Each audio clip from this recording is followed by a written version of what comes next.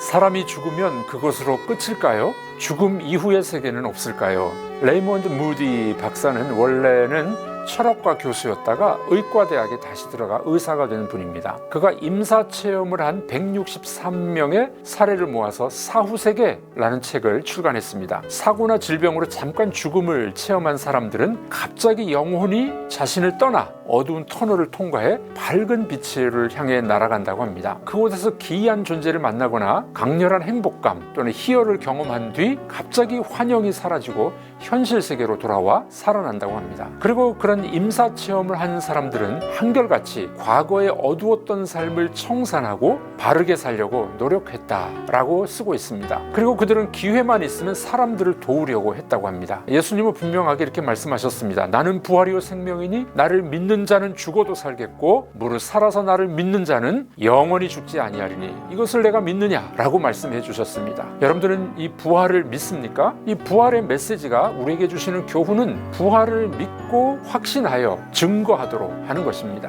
첫 번째로 부활이 없으면 기독교는 거짓입니다. 오늘 본문 12절에서 19절까지 부활을 부정하게 될 때 얼마나 심각한 문제가 발생하는지를 보여줍니다. 13절과 16절이 중심 구절인데 이런 말씀입니다. 만일 죽은 자의 부활이 없으면 그리스도도 다시 살아나지 못하셨으리라. 16절입니다. 만일 죽은 자가 다시 살아나는 일이 없으면 그리스도도 다시 살아나신 일이 없을 터이요. 똑같은 이야기를 두 번 반복하고 있습니다. 이렇게 그리스도의 부활을 부인하면 어떤 결과가 나타납니까? 첫 번째는 바울의 복음이 헛되고 거짓입니다. 두 번째, 우리의 믿음도 헛것입니다. 세 번째, 증인들은 거짓 증인들이 되고 맙니다. 네 번째, 예수 믿고 죽은 자들도 망한 사람들입니다. 다섯 번째, 부활이 없으므로 그리스도인들은 가장 불쌍한 사람이 되고 맙니다. 두 번째, 그러므로 부활을 믿는 자에게는 희망이 있습니다. 부활은 절대 긍정입니다. 죽음마저도 소망으로 바꾸십니다. 우리의 생명은 부활의 주님 안에 있습니다. 주님은 우리에게 물으십니다. 이것을 내가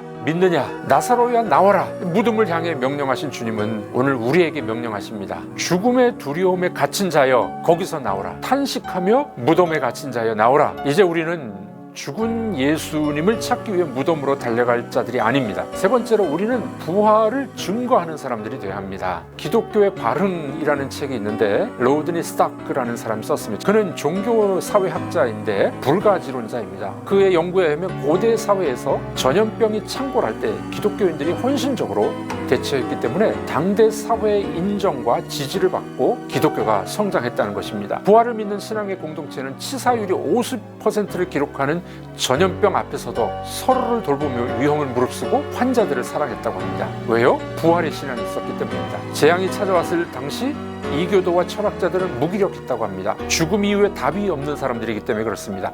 부활을 믿는 사람들은 설명과 위안을 제시했고 행동을 위한 처방까지 제공했다는 것입니다. 부활을 믿기 때문에 많은 이들이 다른 일을 간호하고 치유하다가 대신 죽음을 맞았던 것이었습니다. 여러분들, 사람은 언젠가는 죽습니다. 그러나 죽음으로 끝나는 것이 아닙니다. 우리는 죽음을 두려워하는 사람들에게, 부활이 없다고 세상이 전부라고 사는 사람들에게 부활을 증거하는 부활의 증인들이 되어야 할 줄로 믿습니다. 요한복음 11장이죠. 나는 부활이요 생명이니 나를 믿는 자는 죽어도 살겠고 무릇 살아서 나를 믿는 자는 영원히 죽지 아니하리니 이것을 내가 믿느냐? 주를 믿는 자는 죽어도 살아날 것입니다. 이 소망을 가족에게 전하십시오. 이 희망을 친구에게 전하십시오. 이 생명을 모든 이에게 전하시기 바랍니다.